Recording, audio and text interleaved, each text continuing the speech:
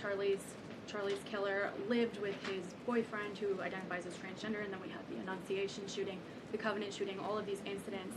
The president said that we're looking into transgender violence. Does that mean the FBI is looking into it? And can you give any more clarity on how the administration is viewing this uptick in specifically transgender violence? It's definitely something worth looking into, and I think anyone who denies that at this point is being willfully ignorant. And the administration is taking it seriously, all causes of violence, and why these people would be driven to such evil and such hatred. And there's probably many answers to that question, but the administration is really focused on all of them. For individual investigations and cases, of course, the FBI and the Department of Justice are leading those. But as for this overall violence and domestic terrorism that we're seeing, the White House and the president's policy team will be leading the charge, and that really begins with designating Antifa as a domestic terrorist organization. And I can assure you there will be additional actions to come. Sure, in the pink. Thanks, Caroline. Liz Landers with PBS NewsHour. I just wanted to follow up quickly on something that the president had said yesterday. So we heard from Erica Kirk. She said she forgives the man who shot and killed her husband. And then right after that, we heard from the president who said, I hate my opponent and I don't want the best for them. How does that square with bringing down the temperature of political violence in this country? And then, if I could, I had a follow-up on Venezuela, too. Look, the president is authentically himself. I think that's why millions of Americans across the country love him and support him, including Erica Kirk, who you saw so beautifully was on stage with the president in an unthinkable moment, in the midst of an unthinkable tragedy, and was leaning on the president for support during that time. And he was there to give it to her, as well as the vice president and many other top-ranking cabinet officials. Kayla. Thanks, Caroline. On TikTok, the deal. How much is the deal? And if you can't give an exact number to how much the deal is, when can we expect to learn how much the deal is being valued at? And then separately, who are the members involved in the deal? Like, can you share any more details there? So I don't have a specific number for you, nor am I going to confirm the specific individuals and entities in the deal, Kayla, but I do have several details I'm happy to run through for all of you, and the president will be signing the deal, the official deal, later this week at some point. Under the terms of this deal, TikTok will be owned by a majority of American investors and controlled by a board of directors with extensive national security and cybersecurity credentials. In partnership with the U.S. government, Oracle will serve as TikTok's trusted security provider, and they will independently monitor the safety and data security of all U.S. user data on TikTok's platform. Americans' data will be stored securely in the United States without access from China. All U.S. user data will be stored on servers operated by Oracle in the United States, protected from surveillance or interference by foreign adversaries. And the algorithm, I know this is a question many of you have had, will be secured, retrained, and operated in the United States outside of ByteDance's control. And TikTok will remain globally interoperable, meaning TikTok users in the U.S. will be able to see videos posted by users in other countries and vice versa. While I don't have a number on the specific deal, we do expect that thanks to the president's leadership and the securement of this historic deal, businesses using TikTok will generate as much as $178 billion in economic activity within the U.S. over the next 4 years. So this is great news, not just for the millions of American youth who use TikTok. Their data will be safe and secure with this new deal. They'll continue to use this very fun app. But it's also great news for all of the small business owners who have really been able to make a living off of the use of TikTok as well. And if I could just get one more as it relates to China, on crop prices with farmers, as there's still no official trade deal with China, farmers are getting a little bit antsy, navigating prices being weak and not strong. How is the administration thinking about farmers right now? Is there anything we can expect to see from the administration on sort of bailing farmers out should prices continue to not work in their favor? Well, the administration is completely understands the anxiety of farmers. We're very much aware of this issue. It has been a part of our discussions, the trade team's discussions with their Chinese counterparts. As for any specific actions, I don't have any news on that for you today, but I can fully assure you the entire National Economic Council in this building, as well as our Secretary of Agriculture, Brooke Rollins, have been talking with the trade team about this. There's been many meetings on this, and they are on the ball, but I don't have anything specific for you today.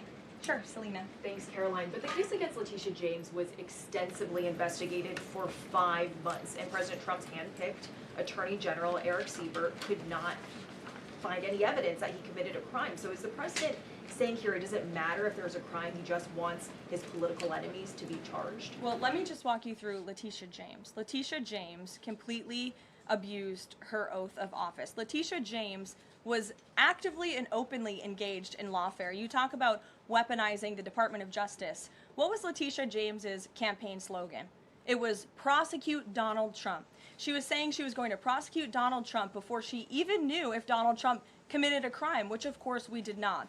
Those are not the words of a serious prosecutor. Those are the words of a corrupt politician who is abusing their power. She actively campaigned on that. She also led the witch hunt, the financial fraud investigation against President Trump and the Trump Organization, and an appeals court tossed that case out, a $500 million civil fraud penalty in August, which was another win for the president and exonerated him of this witch hunt and showed that this is an individual who is corrupt and abused her oath of office. And we also have evidence of her mortgage fraud. An April report from a white-collar fraud investigator found that there was documented evidence that James engaged in a consistent pattern of financial and property disclosures that raise serious legal questions. But why won't the president accept the conclusions of his Justice Department to not bring charges against Letitia James? In fact, you had Bondi and Blanche top DOJ leadership who were against ousting Eric Siebert, who again was picked by President Trump. I just answered that question for you, and the president has every right to express how he feels about these people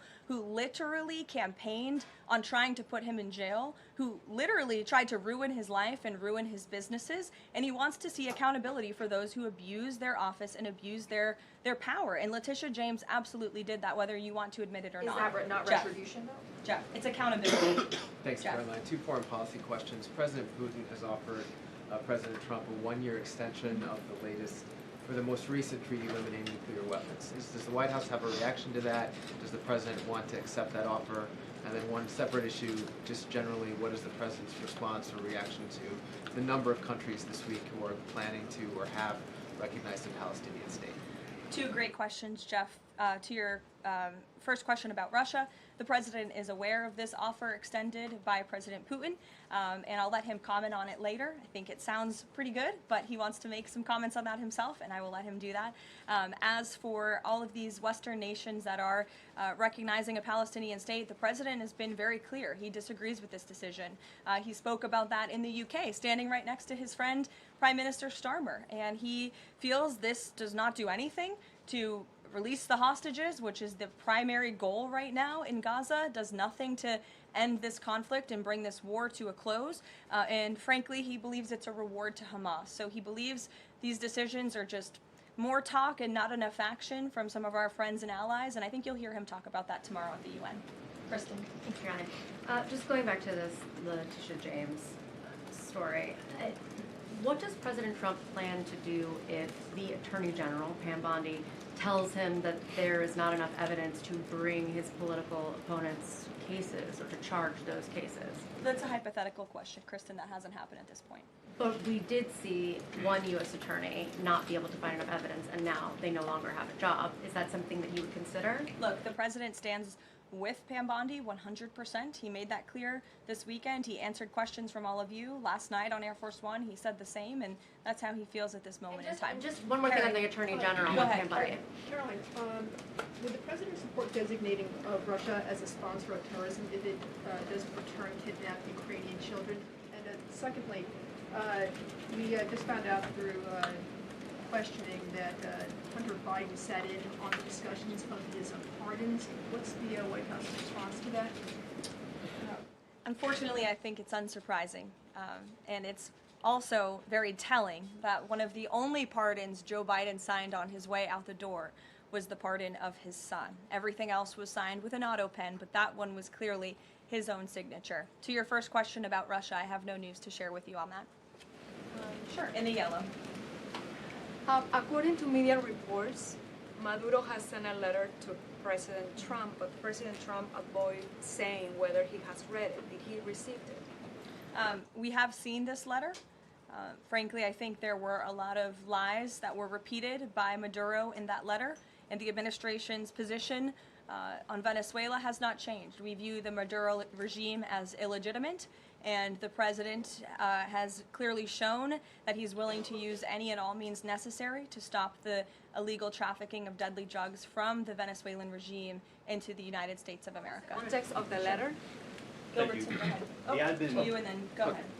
Sure. Thank you, Caroline. Whitline with Borderhawk News. The admin has openly discussed taking legal action against officials in sanctuary jurisdictions. Just this last weekend, we saw Mayor of Evanston, Daniel Bliss, rioting and protesting outside of an ICE facility near Chicago.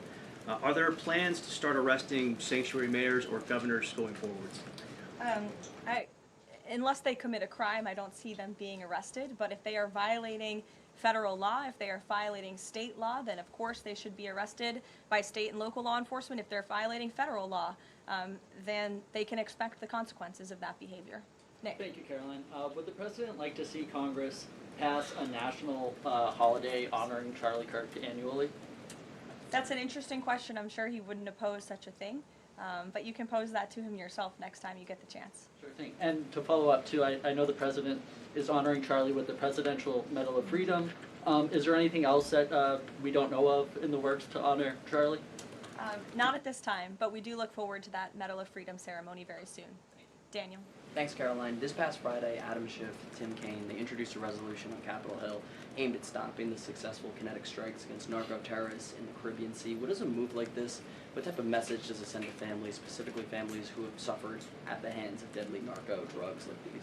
I definitely think it sends the wrong message. We wish that Democrats would get on board with a very simple idea of ending drug trafficking and securing our homeland. And I saw a report this morning that the Dominican Republic actually helped us seize a boat that was on its way from Venezuela to the United States of America with lots of deadly drugs on board. And so if you actually hear from Caribbean nations in the region, they are thankful and grateful for the administration's efforts, and they're working alongside us to end this plague of drug trafficking through their seas. Sure, Karen. Over the weekend, Democratic leaders Chuck Schumer and Hakeem Jeffries sent a letter to the White House asking for a meeting with the president to talk about government funding. Has the White House responded to that letter, and will the president sit down with them to talk about this, given that deadline is now 8 days away? Discussions are ongoing with both Republican and Democratic members of Capitol Hill. I don't have any meetings or any scheduling updates for you today, but what I will share is that what this White House wants and what Republicans want. We want a clean funding extension to keep the government open. That's all we're advocating for, a simple, clean budget extension, a straightforward, responsible solution to keep the government open to November 21st and allow the full year appropriations process to move forward. And I will add, this is the same budget that the Democrats approved 6 months ago, just adjusted for inflation.